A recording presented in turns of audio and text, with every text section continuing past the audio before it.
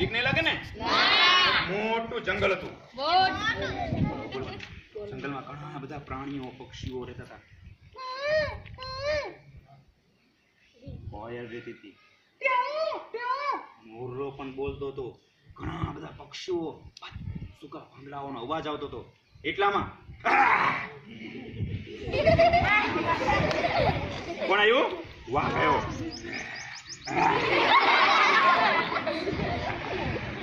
વાઘ ભૂખ્યો હતો. શું હતું? એને કેટલા સમયથી ખાધું? બહુ ભૂખ્યો હતો અને ખોરાક મળ્યો નતો. પછી ખોરાક ન મળ્યો, થાકીને બેસી ગયો.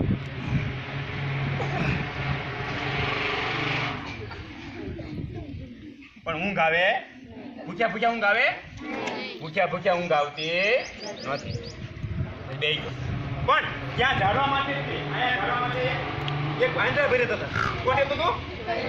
ઝાડવા માટે એક વાંદરા ભરી હતા. અને વાંદરા ભરી બેઠા બેઠા શું કરતા હતા? પેલા પેલા કેવું કરતા હતા?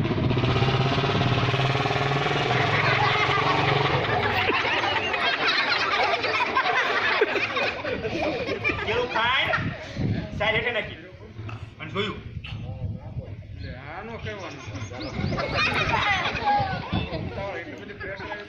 આ તો મને વાઘ છે અને મારે બધું ગમીને ખાઈ જાય. આજે લાખો મારો. શું કીધું? આજે લાખો મારો.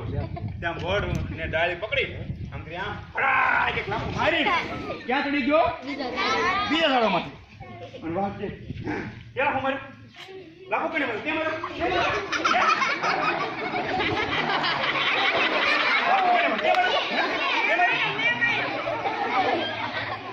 પણ પછી આમ જોયું પણ ઝાડોમાં ચડી કે નહીં. પછી આમ બેસી ગયો. આમ બેસી મેળ પડ્યો પણ ગાલ લાલ થઈ ગયો તો બિચારો. શું કરે? ખોરાક કઈ ન મળ્યો અને લાખો પડ્યો. પછી આ વખતે પાછો આમ આમ ઢોંગ કરીને ભૂતો આમ હતો.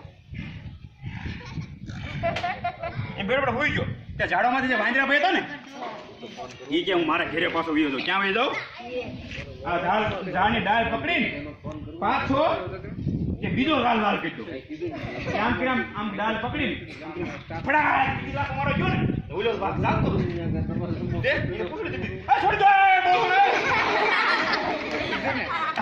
કા પૂછડી દીધી. હવે મને મારો ખોરાક મળી ગયો. તું મને લાફો મારતો. છોડી દો. બહુ તને